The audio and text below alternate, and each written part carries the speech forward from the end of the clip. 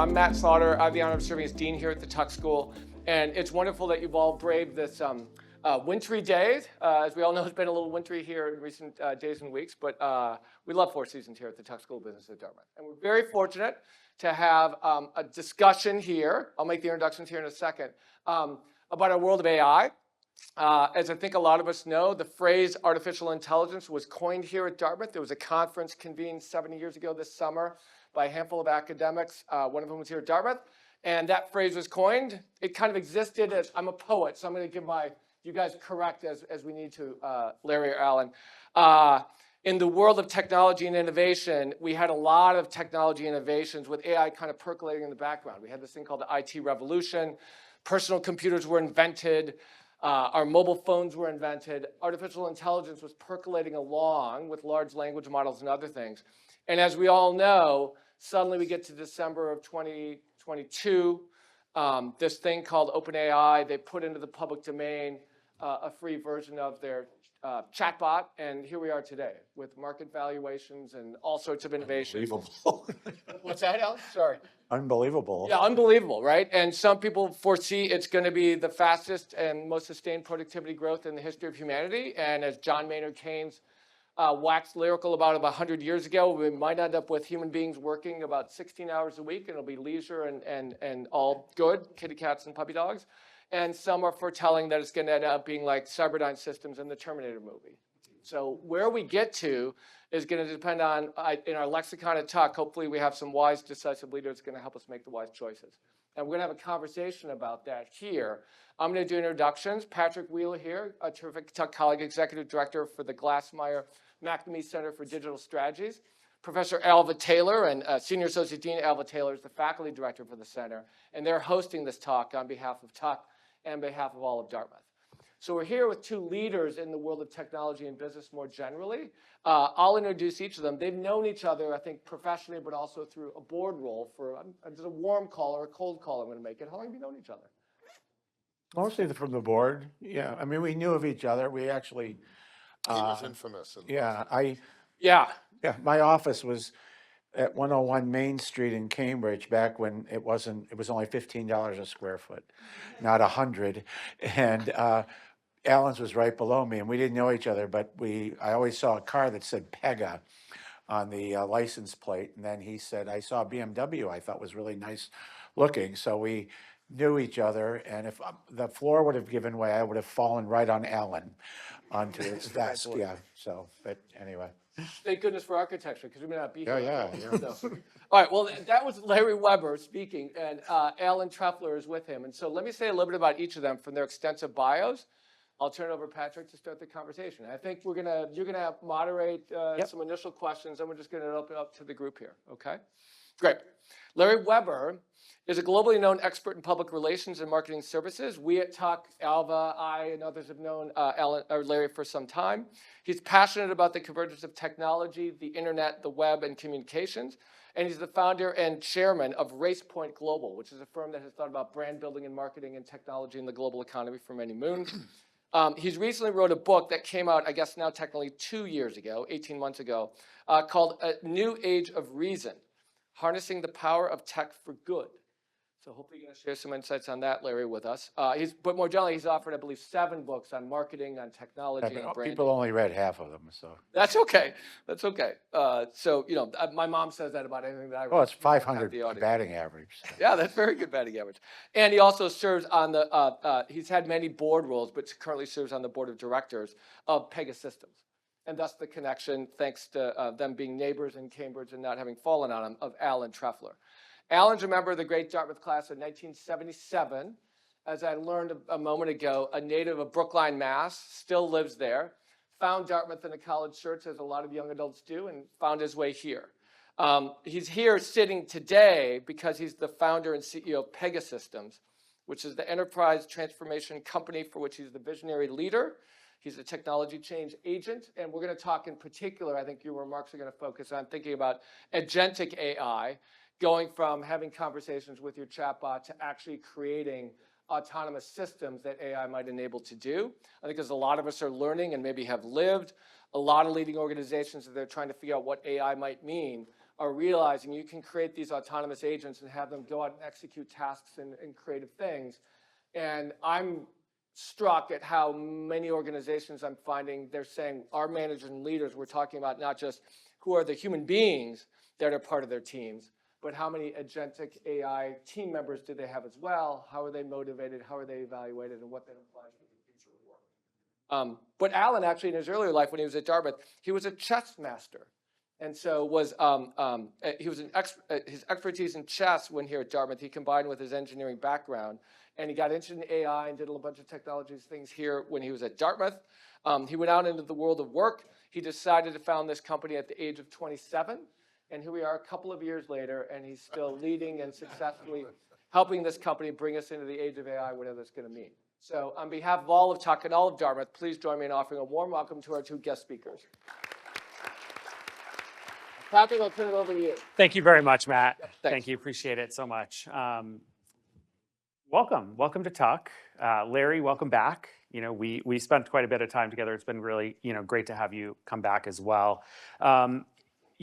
Speaking of returns, you were, one of the places we want to start is if we could, you just returned from Davos, where outside of some of the other big conversations that were probably happening in Europe at that time, AI was a topic of significance this year at Davos.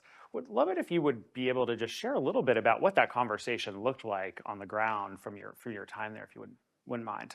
Total confusion, gibberish.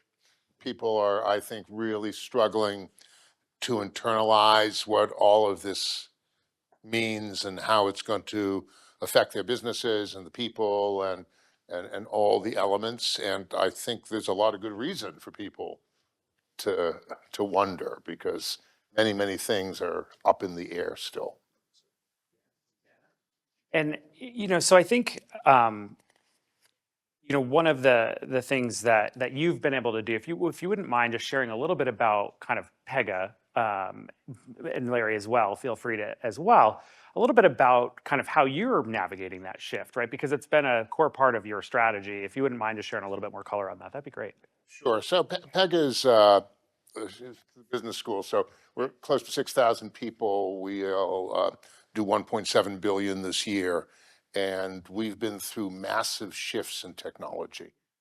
The first generation of the technology we built ran on something called a DEC VAX or IBM CICS, both of which could qualify as cautionary tales. So we've gone through lots of changes, and I think part of having not just survived but been able to build a business to do that is trying to get ahead and really think about what's real, what's hype, how can you apply it.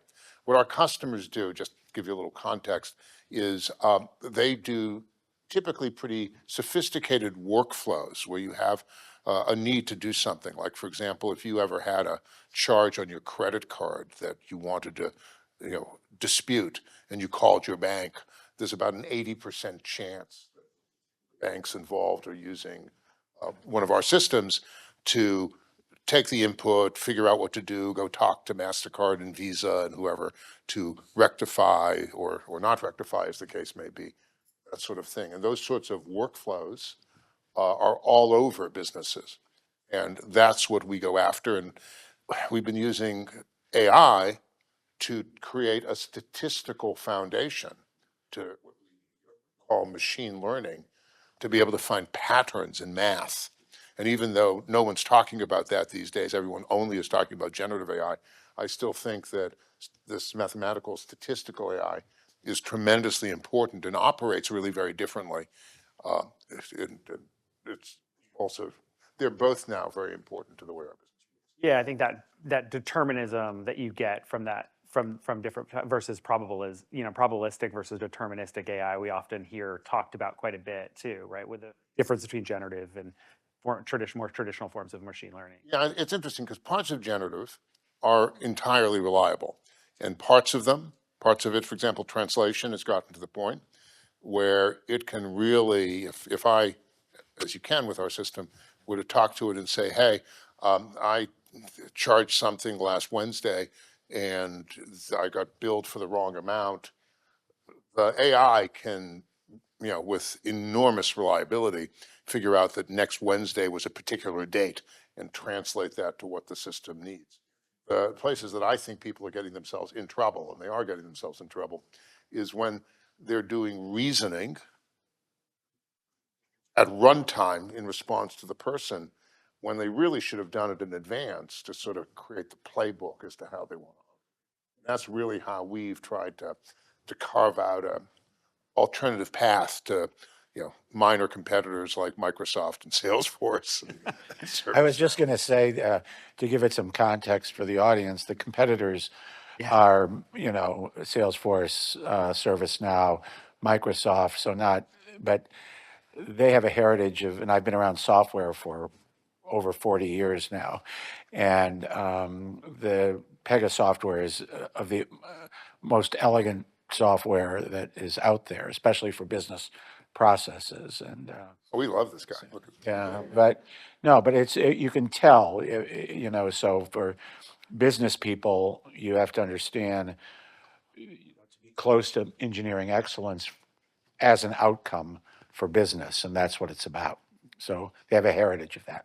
So Yeah, and I think what we're seeing, right, is that shift where more business knowledge is coming in because of some of the capabilities of this technology. How is that shifting in your business? Are you seeing more sort of like, more folks that are on the business side versus the engineering side engage more frequently with your software? Well, add to that question, what is the future of software, which is something he can Yeah. talk about, and will there be a lot of engineers helping there? the future of software is changing. It's changing a lot, and it's changing at a pace that I would not have expected 4 years ago.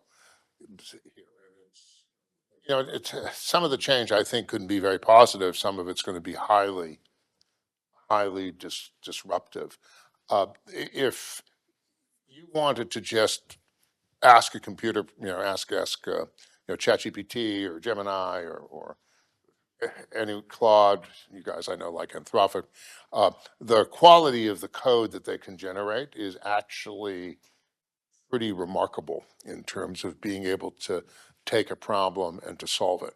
The things that people sometimes aren't aware of is that the LLMs are incredibly sensitive to nuances in the data and the context that are available. And they can actually decide to do things.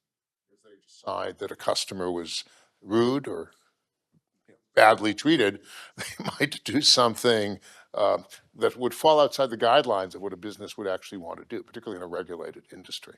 So we use this idea of workflows to do two things. First, to harness the LLMs at what we call design time. So we built a capability that's just taken off in the market called Blueprint. It's available on Pega.com. It's free. Anybody can use it. And it's, I think, one of the most advanced uses of generative AI that I have seen, and it's been really highly regarded by analysts. What Blueprint does is it lets you have a dialogue around a business problem you want to solve, and then it goes and uses a language model technology called a vector database to get our intellectual property about how we handle workflows. How do you assemble a workflow? How do you organize that?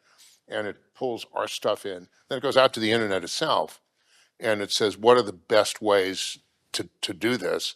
And then it allows the customer to upload documents like manuals or looks at their website, et cetera. And it basically tries to figure out what are the workflows that I need to run this business. And having done that, it will show them to you. So you can look at them and say, yeah, I actually like these workflows. Or you can say, no, that doesn't make sense, or I'd really want an approval here, or I've got a different way I want to do this calculation. It walks you through the analysis of how you want a set of business processes to run. But then at runtime, when you're actually dealing with a real person to solve an issue, it doesn't do the reasoning that candidly all our competitors do. Our competitors are doing reasoning at runtime. They're talking to the LLM. And I think it's fine to brainstorm with the LLM, but I think you want to brainstorm with the LLM in a context And in our situation, the context becomes those workflows. So we bind the LLM at runtime to the workflows that have been designed and pre-approved, and that gives us a real reliability at runtime. It's repeatable. You can not just ask the LLM what it did, you can ask the LLM what it is going to do. And that to us is our distinction, and why I wear my no prompts button here, which is that you really want to depend on the prompts when you're designing. But then having designed it, you really want to use the language models very narrowly just to do the semantics and just to do like the language translation. Does that make sense? It does.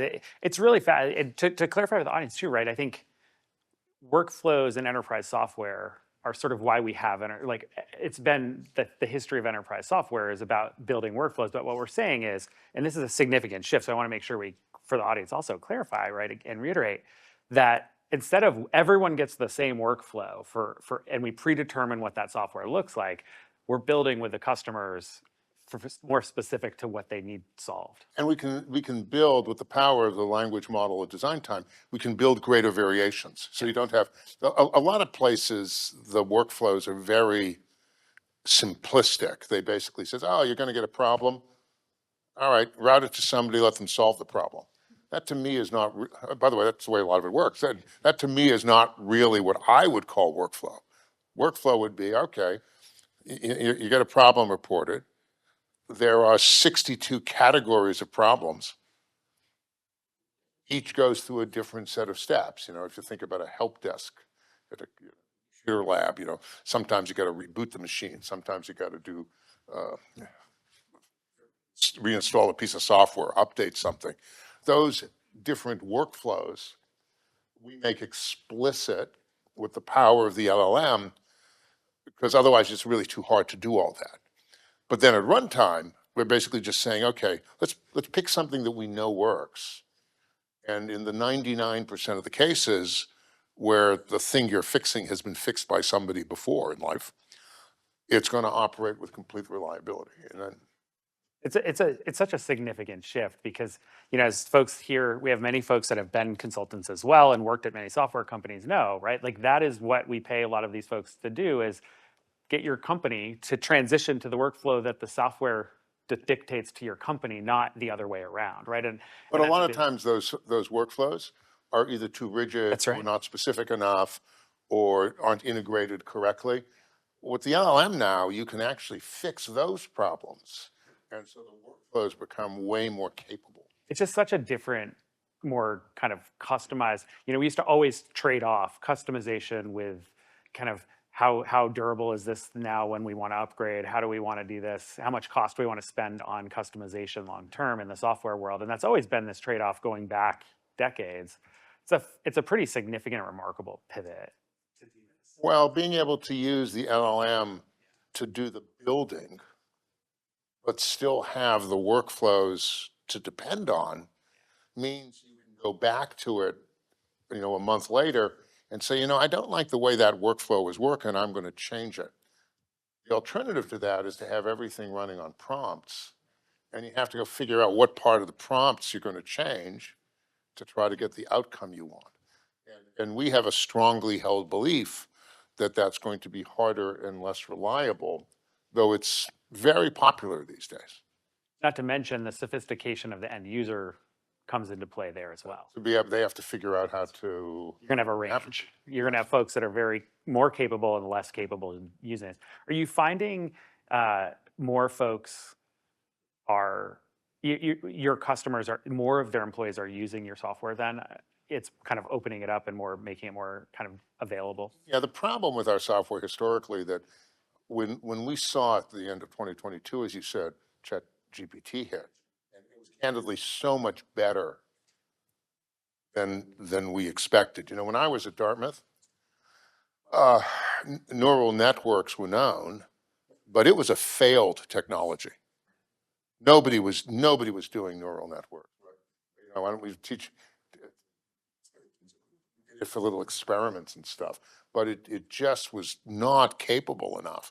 But what happened in 2012 to 14. As a result of the NVIDIA hardware, there was some experimentation done where people said, oh my God, this stuff is so much better at matrix math that we can actually maybe get these neural networks to work.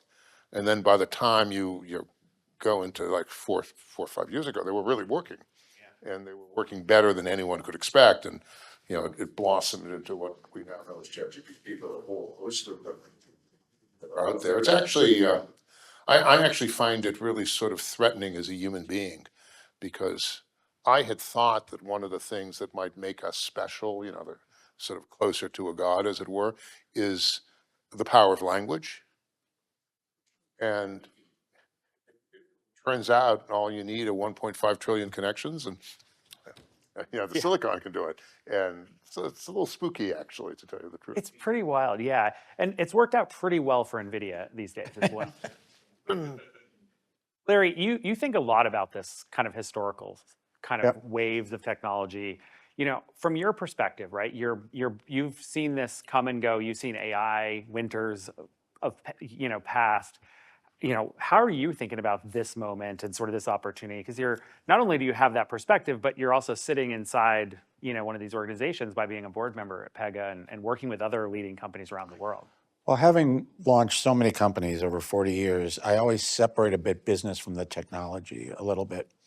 And for the first time in this case, I think it's a time where this is about business strategy, the use of what's available here, and it's not necessarily just buying technology anymore. It's about dealing with how do I create competitive advantage in a world that's changing so quickly and so fast that business ends up becoming just about two things, in my opinion: quality and speed.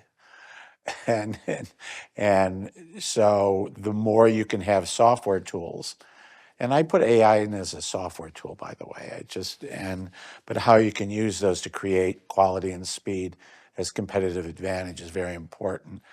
And also, this is a time, and I'm sure Alan would agree, this is a time similar to that I saw at the web, and we were lucky enough to introduce HTML, which is technically the first browser, I guess, but for Tim Berners-Lee.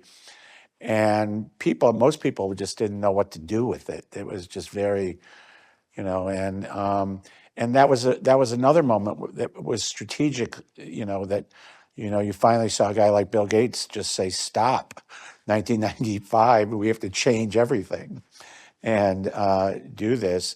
And I think we're at that kind of moment from a business perspective, not completely a technology perspective, that if you don't learn and apply, especially agentic integration, into what you're doing, you're going to be far less competitive in this world. And it's also a time that I was hoping for before I was not working anymore, was a time where humanity and technology were coming together, not going further apart. And I actually believe that this whole movement's going to create more of a serious human connection and one word that when I wrote my last book, that a lot of experts, Google, Microsoft that I talked to, Meta, Pega, they kept using the word adjacency, and this idea of human thought and reasoning in connection with the use of these new tools was going to be extremely important, especially in vertical categories like healthcare, and agriculture and so forth. So, I'm sure Tuck's teaching this and Thayer's teaching it, but I was saying on the way up here, someone was a genius by putting engineering and business schools next to one another, because I think that's what's happening right now. So. And that integration has been really fast, right? To see that sort of blurring of that line has been incredibly fast paced. It's wonderful because the outcomes are going to be huge. I mean, we don't even know, will their iPhones go away? Who knows? Things like that, Voice as an interface, other interfaces, yeah. Okay. So, as we think about that, one of the things you mentioned is some of is decision making too, right? How are we making decisions? Yeah. Talk a little bit, both of you, maybe about this moment of decision making.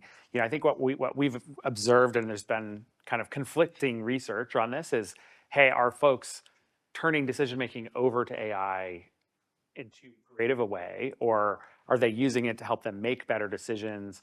I think Alan's the best one to answer that, especially with the applications in serious stuff like finance Yeah.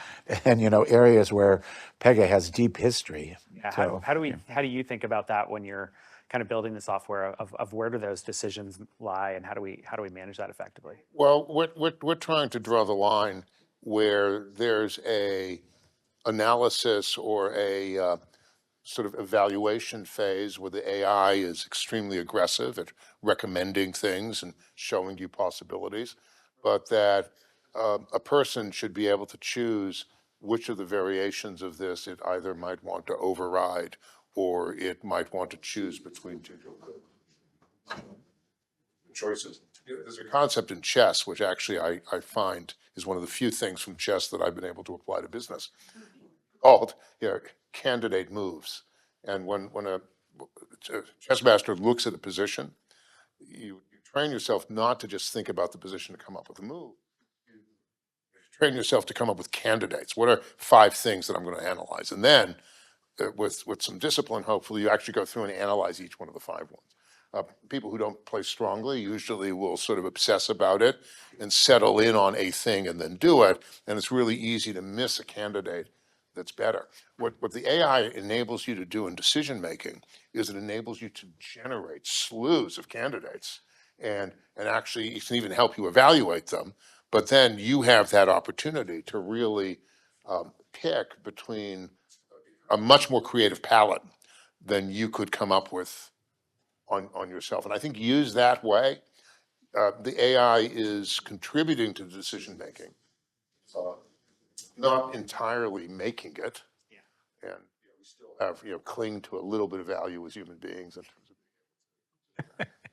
It's interesting, right? Because if you can imagine over time that becomes advantageous for some businesses to try to move towards more the AI making that decision, as you mentioned before, Larry, about speed being an important piece here, right? In some ways, that human in that decision-making loop is the slowest piece, right? If the candidates come up really quickly and we can do some analysis, do you expect that to be tension in the market? Well, I think it's going to depend on the problem domain.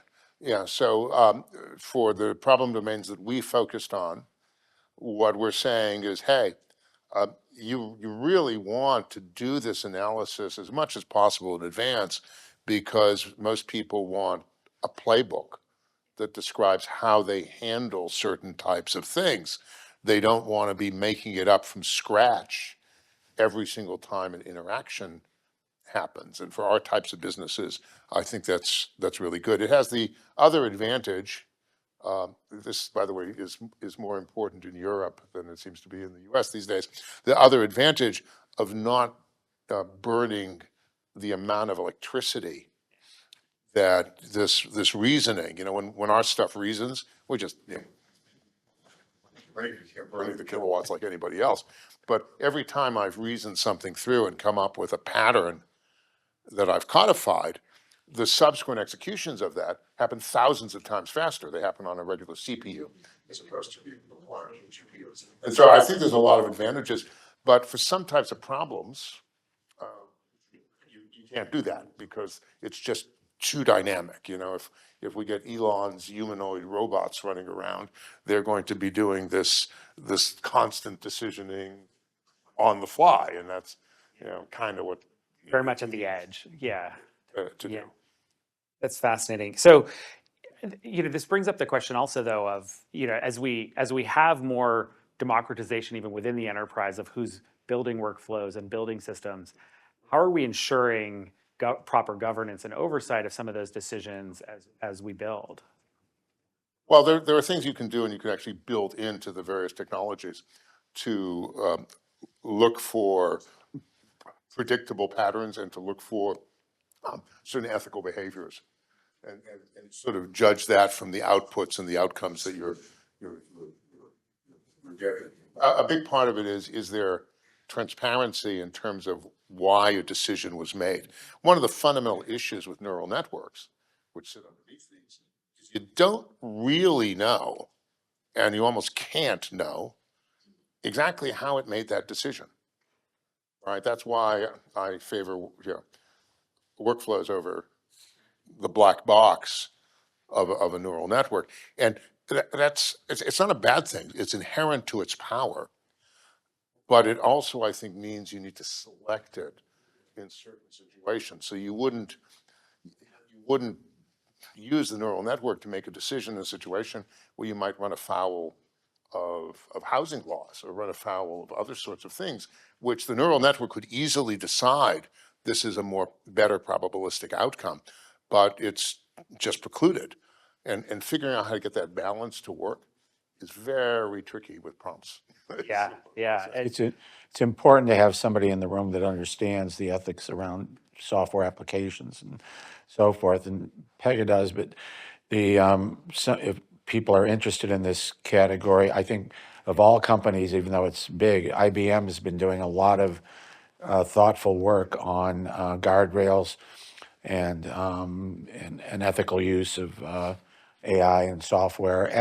And I'm not big on governments and understanding anything technical, but the UK government actually is doing some interesting things in sort of ethical use. And, you know, there's been some companies that have, in America, especially when a category screws up, we make a chief of something always. So when marketing didn't work, we got CMOs all the time. And when, something else, we always got chief. But maybe it's time to have chief ethical officers or chief, it's something that helps make a moral corporation. But I think I can program an LLM to do that role. yeah, probably. I mean, in some ways, the joke, right? Is that's some of the idea, right, behind a constitutional, model of Right, AI yeah. in theory, but in practice, it's a little bit more challenging. Well, I think also the people who are worrying about LLMs and neural networks needing governance and somehow thinking they'll get it need to realize that ship has sailed. Yeah, that's gone. It's long gone. Yeah. It turned out to be too easy. Really, I mean, maybe we shouldn't be amazed because we have billions of people who learn to speak, and so now, It's now you like, have hello. hello. Yeah. Maybe it was just never as mysterious as we thought. But these things are extremely powerful. They're just getting more powerful. Well, And I think, having said that, I don't really believe that we're going to get the I think where it gets Skynet coming in. right. I don't think we will either. Well, and the metaverse, how about that? But anyway, but the confusing part sometimes is that we're living in a time where truths, at least to the everyday person, what is real, what's not, what is AI created, and that's where you forget that it's been around 7 decades and it's been developed, and where it's really going to be very valuable, I believe, is in some of the boring applications. So, so finishing the supply chain, like you can take a photo and instead of having a high school kid count how many half gallons of oat milk Starbucks needs, that can all be done very quickly, in a photograph. I was having a problem with my boiler during the last snowstorm, and it was putting out this weird message, and I went down and I took Google Lens, right, and Gemini, and I just snapped a picture and I said, "What's going on?" And it told me exactly what was going on. And then it told me. God, don't tell your plumber that. Actually, I did tell him that because Gemini couldn't fix it. Right. That's true. Yeah, that's true. Tell me what was. Yeah, plumbers are safe. That's actually. Yeah, That's true. That's true. I think to this point about the power and governance and sort of where these lines are, I think we've seen in the last week and a half a really strange phenomenon where, for all the fears that we sometimes see from folks of AI and of technology, we also have a whole group of people that decided, I'm going to turn over every possible thing, that I own, all my passwords, my entire kind of computer to autonomous agents like Chatbot or now Moltbot or whatever it's called today, OpenClaw. What are your thoughts on that? I mean, there's sort of it's a fascinating phenomenon, but it's also sort of terrifying from a governance perspective, from a security perspective. Alan, be sure you tell people about Nano Banana too. I love Nano Banana. It's actually, we create these very sort of complicated documents sometimes, and we've added a feature so I can feed it into Nano Banana, which is Google's drawing program, and say, show me a cartoon I would show to a customer.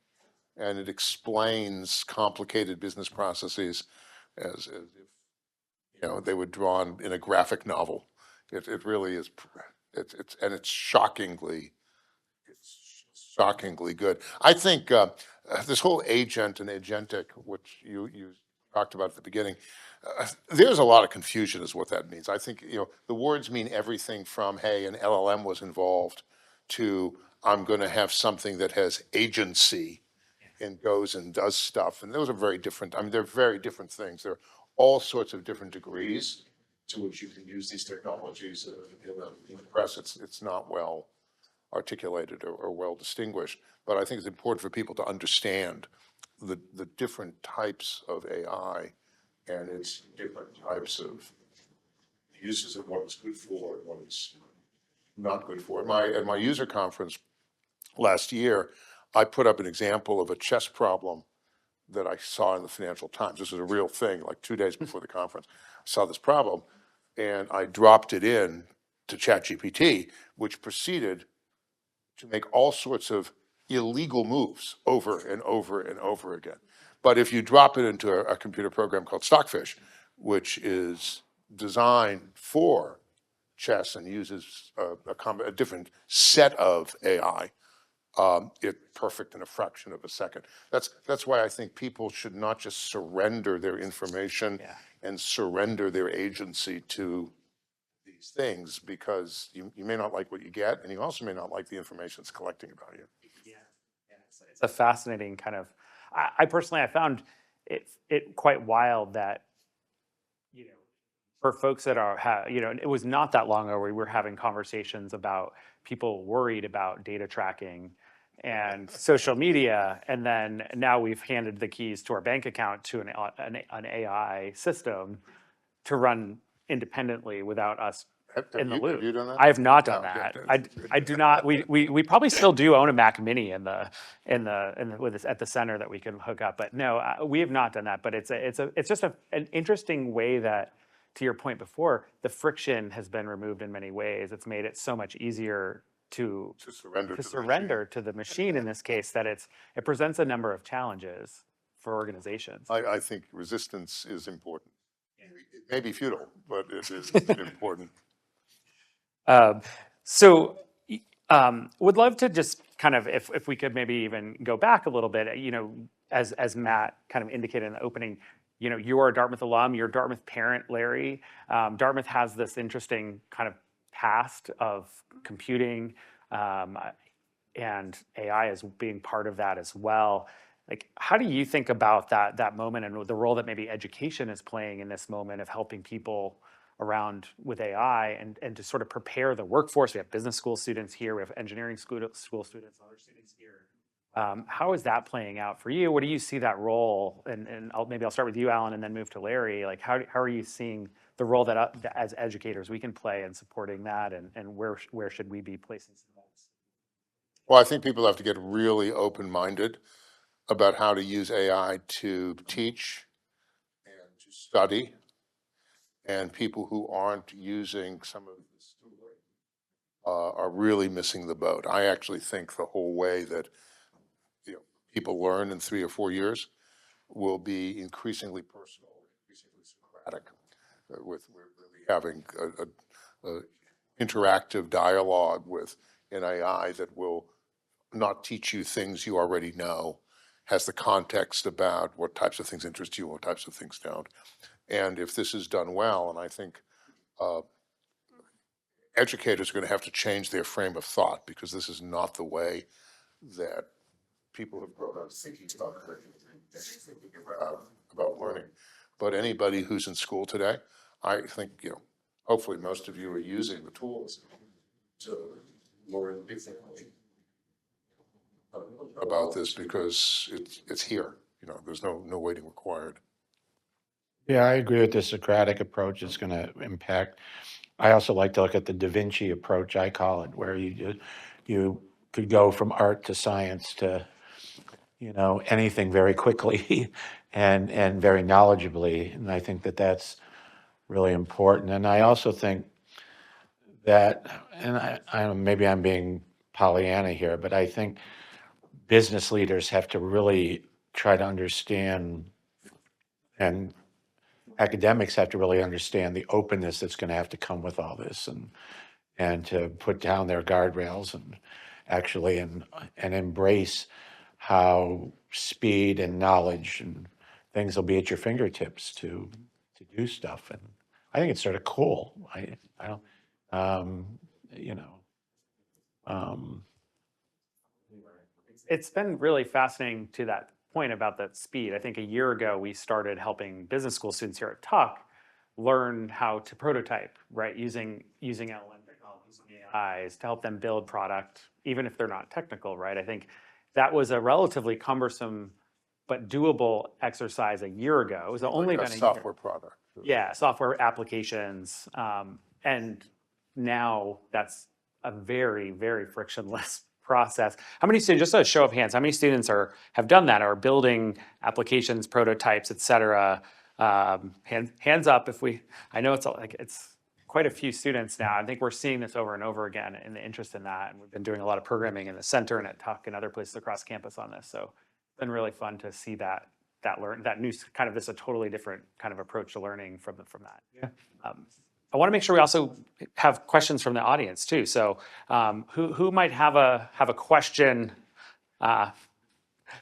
Introduce yourself briefly. And I'm very familiar. I want to see associate excited coming over here this day. So I come from a computer science background, which now is just saying that we did telling more. I don't believe that, by the way. Yeah. And I spent close to a decade working in data innovation as well, and was at Central Consulting. So what I'm curious how you see times react to more autonomous, maybe more analytic products. I try to envision how I was trying to react to the communication that's basically fully autonomous or AI-led, whereas we typically spend months helping them to full migration. So I'm just curious how you see customer trust has changed in the role of AI, and then how much of that's really over to. I think there's still customer skepticism about things that are a little too mysterious, but it is very possible to use the AI to make things way more obvious to the customer and to take advantage of certain steps. I think some of it depends on what the stakes are. If you're in a high stakes environment, the cost of making a mistake is high. I don't see people for a long time just turning it over to the AI. I think it's going to have to be more of a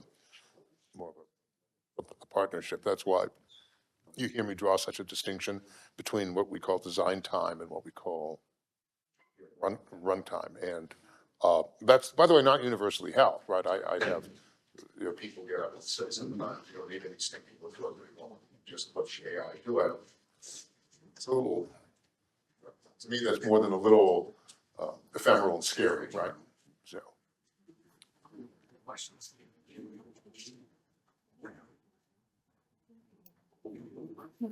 Back here, we got a mic.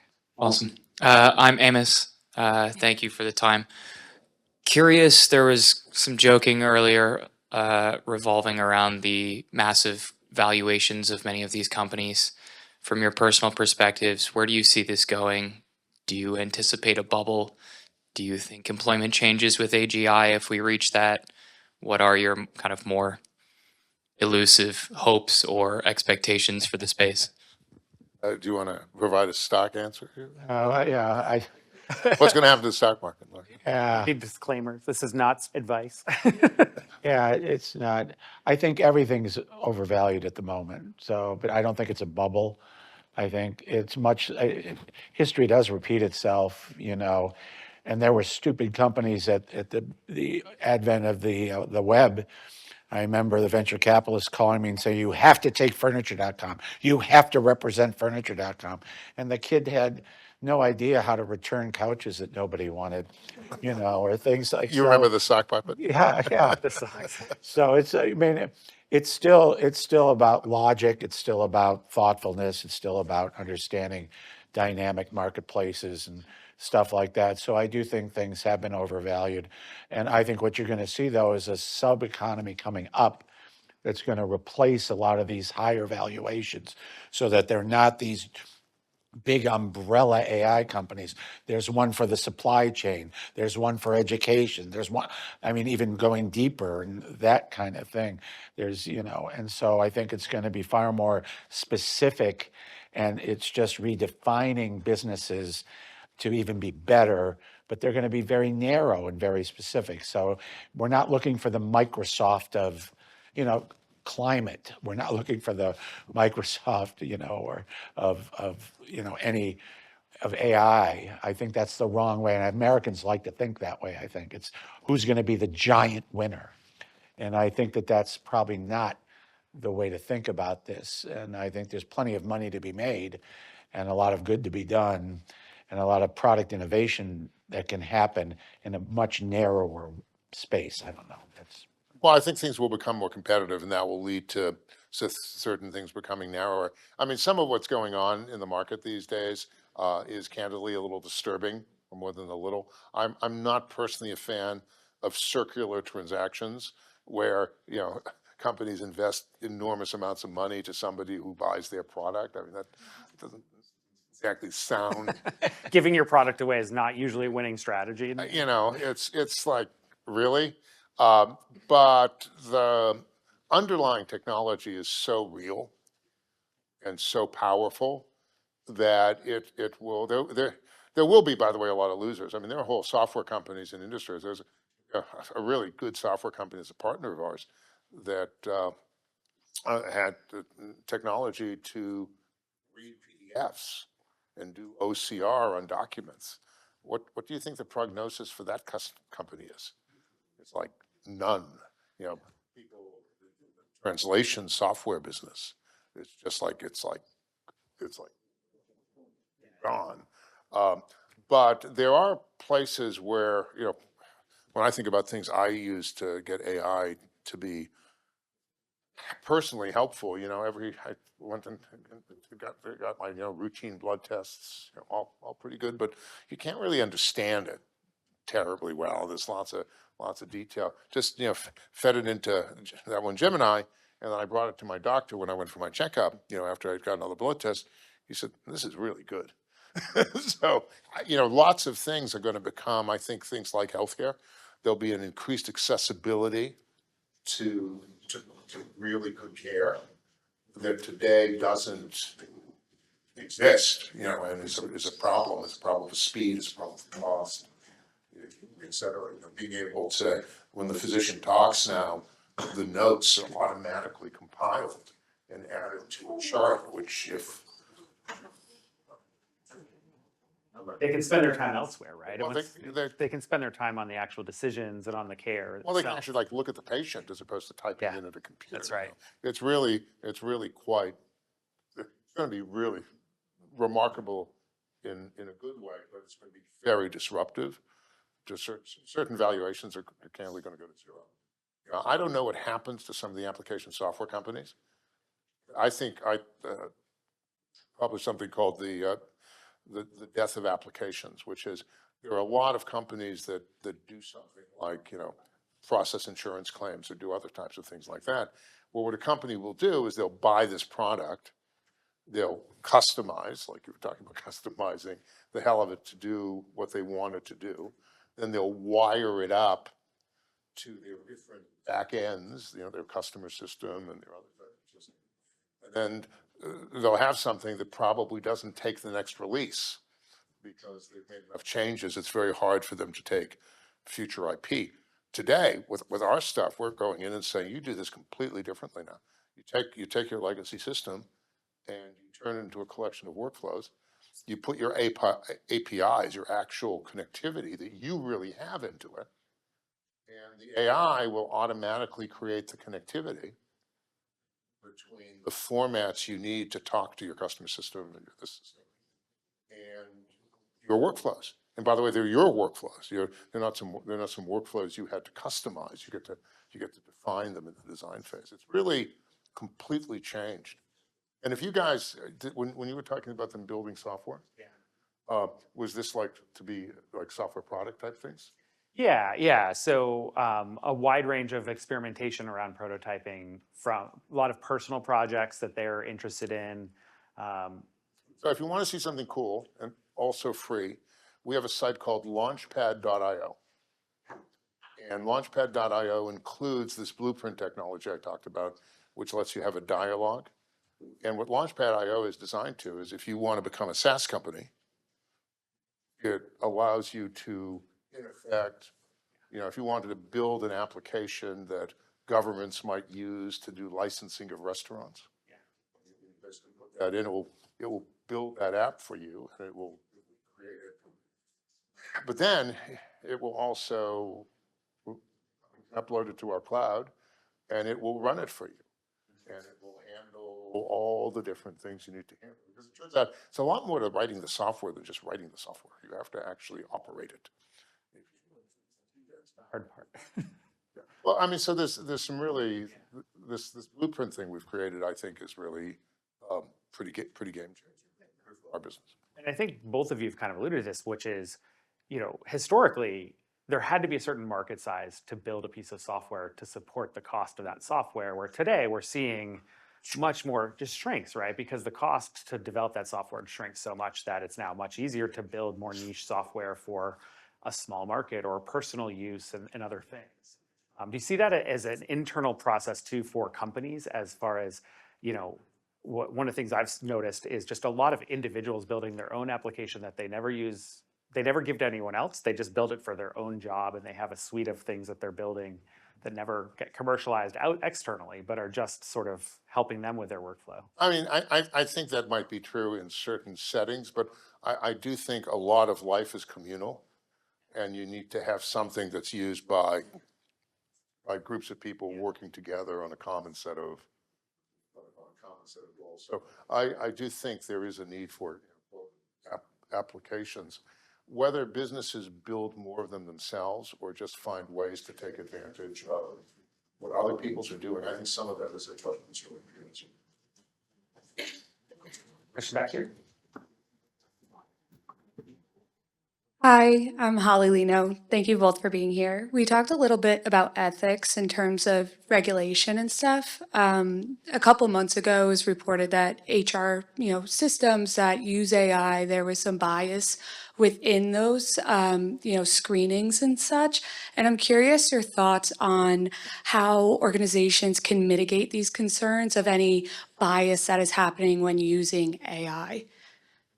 Well, you can do outcome determination, right? And you can see if the results of the thing you're doing appears to fall afoul of, we've got some things that, for example, measure, gender disparities or racial disparities or other types of things that would be, run the risk of running afoul of the law. So you can do testing. That doesn't necessarily prevent it, but it means that it won't go on for very long.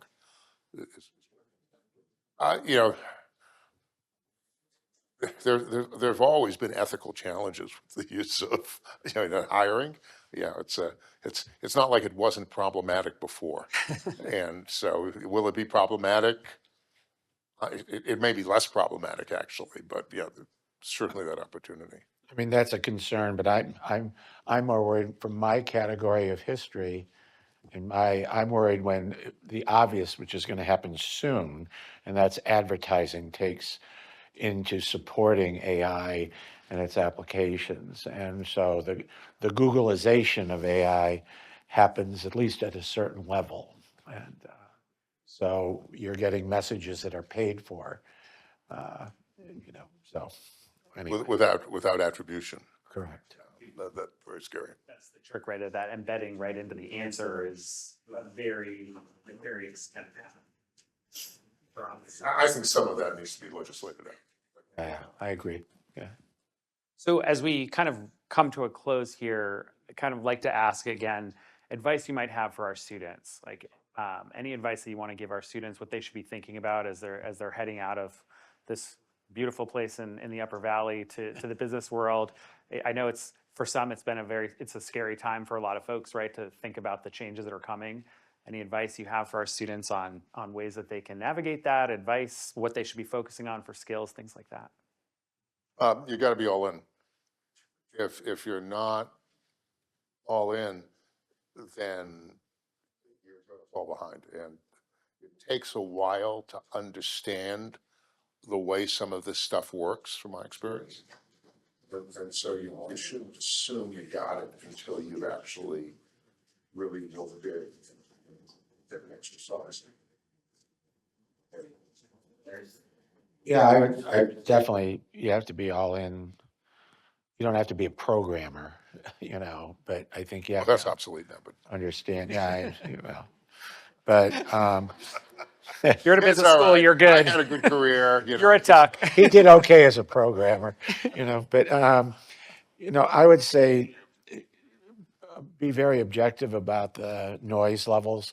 This BS about it's going to take a lot of jobs and it's going to create way more jobs than it's going to take away. And I also think about a friend who started iRobot, and she was in my last book.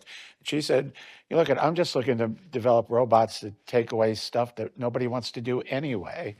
So it's like, but understand that technology is our friend and is not an enemy. And if used properly, it can really do some really cool stuff. So I think that's what I would say, and be optimistic about it. Do not be pessimistic.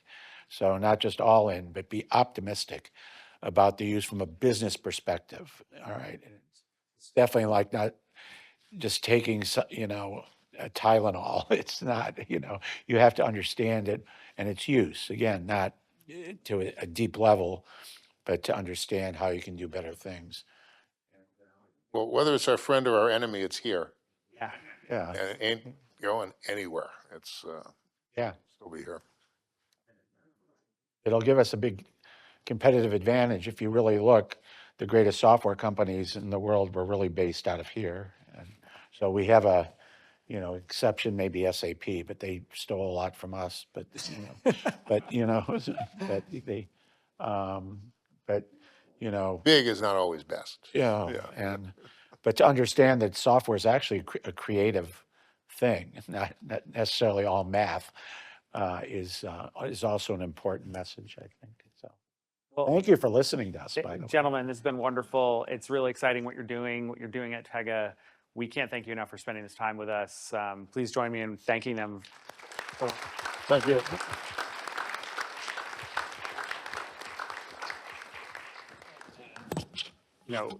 As Matt mentioned at the beginning, this is going to be an exciting year here at Dartmouth as we explore more of this across the entire year. This is the 70th anniversary of AI here at Dartmouth. And so you should look forward to a lot more events like this and other events coming across the year, both here at Tuck and across campus. So really, Market the hell out. I have been pushing it. We've had this conversation a bunch, Larry. It's an underknown fact. I tell this story sometimes, but years ago we were in a student trip in Shanghai, and we had a meeting with the leadership of an AI company in Shanghai, and on the wall was the Dartmouth summer workshops on AI. And I've never seen that in a company here in the US, but you've seen it all the way in China, and I think that sort of signifies the people that know, but that we haven't done a good enough job, I think, of telling that story. We're getting it. We're working on it. Well, just ask ChatGPT. To build a What about the marketing plan. 140th anniversary? Yeah. Thank you very much, though. Thank you so much.